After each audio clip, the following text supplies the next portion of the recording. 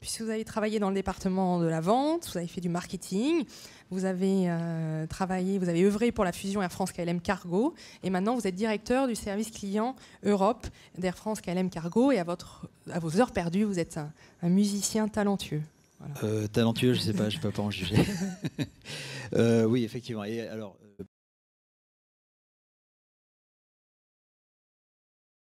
petite précision, parce que ça fait le bridge avec la présentation.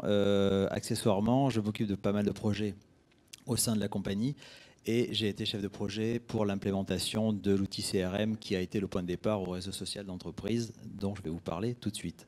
Peut-être que le plus simple pour démarrer, c'est le petit film. Voilà. Petit film.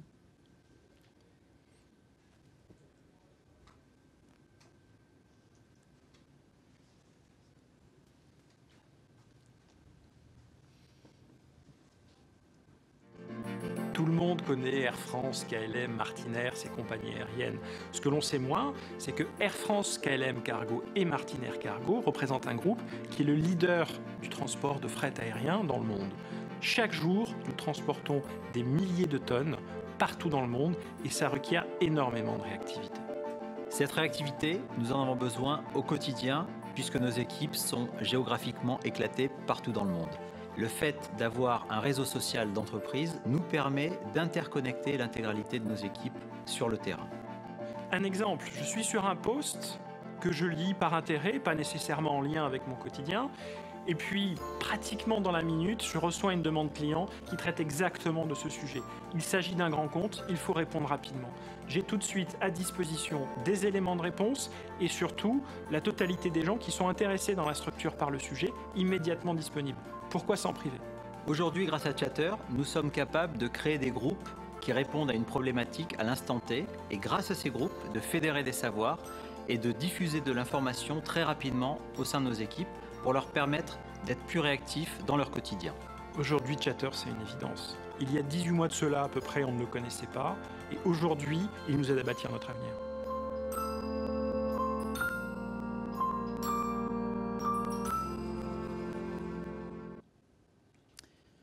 Voilà, alors vous aurez compris que la solution que nous avons implémentée, c'est Chatter, avec Salesforce. Avant de rentrer un peu dans le vif du sujet, juste quelques petits chiffres concernant Air France, KLM et Martinair Cargo, puisqu'en fait le groupe comporte 3 compagnies. Donc nous sommes présents dans 254 escales dans le monde, ce qui fait, comme je le précisais dans la vidéo, que nos équipes sont géographiquement très éparpillées. C'est 111 pays. La part cargo représente 13% du chiffre d'affaires global de la compagnie. Et donc aujourd'hui, nous avons implémenté une solution avec Salesforce qui s'appelle Sales Cloud, qui est l'outil CRM gestion de force de vente de Salesforce. Et aujourd'hui, nous avons 500 utilisateurs sur Sales Cloud, c'est-à-dire 500 vendeurs, et 1200. Alors en fait, on est plutôt au-delà des 1300 entre-temps sur la partie purement Chatter. Alors, comment s'est passée cette mise en place? Là, dans le slide, je détaille le fait que c'est un changement de management qui a été moteur. Très honnêtement, Chatter a été choisi aussi parce que quand nous avons mis en place l'outil CRM, il nous fallait une solution pour faciliter l'adoption de cet nouvel outil CRM au sein des forces de vente. Salesforce, à ce moment-là, démarrait avec Chatter et nous ont dit peut-être qu'on peut faire un essai. Et on a effectivement fait un essai d'abord au sein de l'équipe projet. Et puis, petit à petit, nous avons mis en place Chatter à l'intérieur de différentes zones. Alors, la zone Europe, effectivement, puisque c'est mon terrain de jeu. Et petit à petit, nous sommes montés en charge. Ce qui a été très intéressant, c'est de voir qu'en l'espace de même pas 3 semaines, ça a été vraiment une véritable traînée de poudre, c'est-à-dire que tous les utilisateurs qui ont commencé à utiliser Chatter se sont passés le mot et ont commencé à évangéliser en quelque sorte l'ensemble de la compagnie au cargo pour avoir de plus en plus d'utilisateurs, et à un tel point que la mise en place de cet outil était normalement directement chaînée à la mise en place de Sales Cloud, donc la solution CRM avec les vendeurs.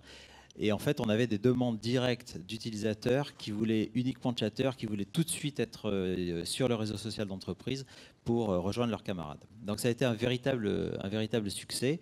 Comme vous le voyez, aujourd'hui, ça fait à peu près 1 an qu'on a commencé.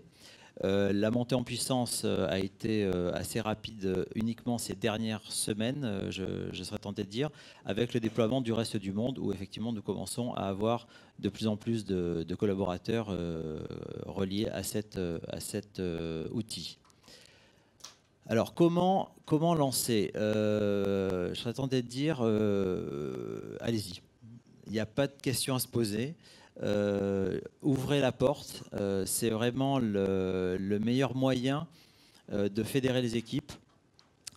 Dans notre cas, nous avons mis des contraintes assez limitées, c'est-à-dire qu'au début, on n'avait même pas de charte particulière. On a maintenant ce qu'on appelle un Code of Conduct, c'est-à-dire qu'on a un certain nombre de bonnes pratiques qui sont listées. Mais enfin, ça tient sur une page A4, hein. C'est vraiment très très léger.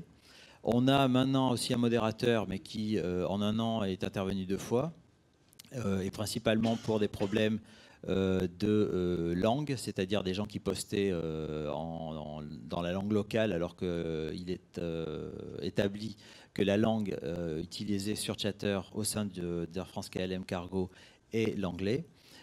Donc c'est vraiment des choses très très mineures et globalement passer la période un peu d'euphorie on va dire Facebook, c'est-à-dire qu'au début on a effectivement des gens qui vont poster des photos, qui vont poster des choses qui n'ont pas vraiment grand rapport avec leur boulot.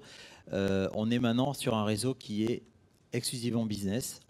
Alors c'est peut-être la différence avec Orange.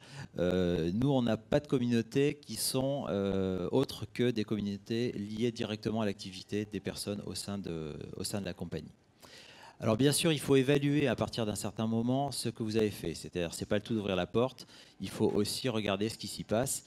Et dans notre cas, on a maintenant des tableaux de bord qui permettent de voir la gestion, l'activité au quotidien de ce réseau social d'entreprise. Alors par exemple, ça c'est un exemple de ce qu'on a comme tableau de bord où on voit à peu près les gens qui ont une activité en termes de nombre de suiveurs, le nombre de posts, le nombre de groupes et comme vous pouvez voir sur le graphe de gauche, la montée en puissance du nombre de groupes, alors privés, c'est-à-dire des groupes qui sont uniquement partagés par les adhérents, cette montée en charge a été exponentielle.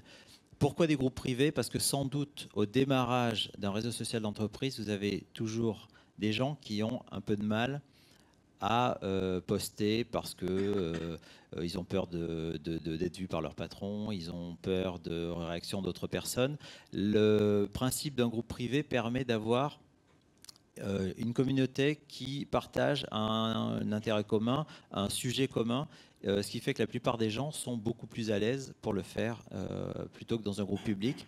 Ce qu'on voit aussi, c'est qu'un certain nombre de ces groupes privés deviennent publics à terme pour partager vraiment l'information avec le plus grand nombre de salariés du groupe.